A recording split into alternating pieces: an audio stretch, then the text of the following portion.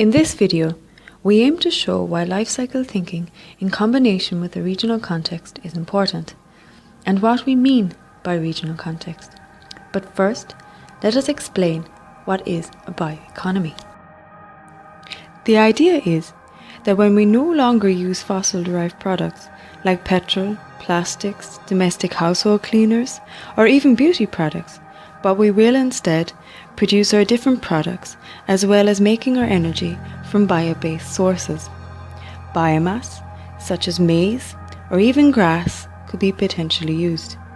In fact, many countries around the world have been using these biomasses to create electricity and heat in biogas plants for many years now. But this will mean that instead of processing our raw material in large-scale centralized oil refineries, we will move towards more smaller, decentralized refineries. In other words, biomass, like the maize and grass, will be processed in smaller refineries that will be located at different locations around our local regions. While the shift towards bio-based products is seen as a good thing, we still have to make sure that it really is. And so we need to check using life cycle assessments in order to avoid any potential environmental impacts due to refining our new biomass materials and manufacturing different products out of them. Therefore, with biomass being grown and processed in the regional landscape, for our bio-based economy, we need to account for how differences within the fabric of the regional landscape can influence 1. Our biomass yields and hence yields of our products, and 2. The environmental burdens produced as a result of growing, harvesting and refining these biomasses for a particular product. But as no man is an island, meaning that all products produced in any region in the world are connected to the diversity of the world's economy.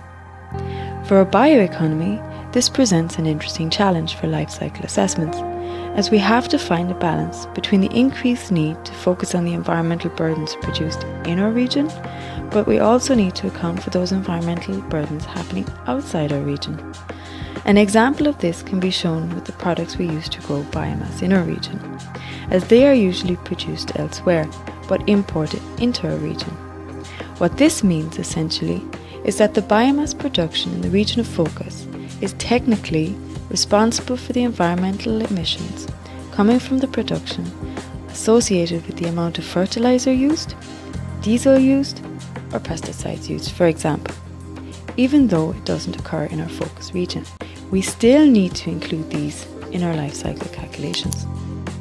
Researchers at the Helmholtz Center for Environmental Research and the Deutsche Biomass-Forschungszentrum were faced with exactly this challenge of trying to produce life cycle approaches for regional bio-based energy. And our task was to figure out how to look at a region, as we needed to find an appropriate way for orientating our life cycle thinking, and so to find the balance. For example, if we want to find out the environmental benefits of producing heat from the anaerobic digestion of biomass, which is generally used locally in cattle sheds, houses, hotels, or swimming pools, for example. And so from start to finish, or from biomass to heating element, for example, your production pathway is entirely held within a region. This gives you a predominantly regional focus. However, it gets a little tricky when you want to find out more about the end use of bioenergy, such as biofuel, and whether the environmental consequences are better or not than the fossil fuels that they're substituting. For example, it's very difficult to trace or get the information on where biofuels go after the factory gate. Where are they blended, and to which petrol station do they end up, and where are the cars located that burn such biofuels in their engine? For sure, such biofuels will be sold on national or international markets, and so this changes the context of our region, and we now see it more as a region interacting with the rest of the world. As another way to look at our region, when we want to find out the environmental benefits or consequences of how different regions are interacting with one another. For example, when region A is importing biomass from region B and then exporting biofuels to region C. This again gives us a different way of how we should view our region. We figured out that if we could specify the regional context that's important to our questions, or indeed the goals of our LCAs, this could help us to make our life cycle calculations much easier. The first context that we determined was the within regional context. With this context, we can focus purely on what's happening within our region. We are not really interested in what's going on outside of it. We don't ignore it, we just don't spend too much time on it. And our real effort goes into collecting information on activities and geographical conditions across and within the region.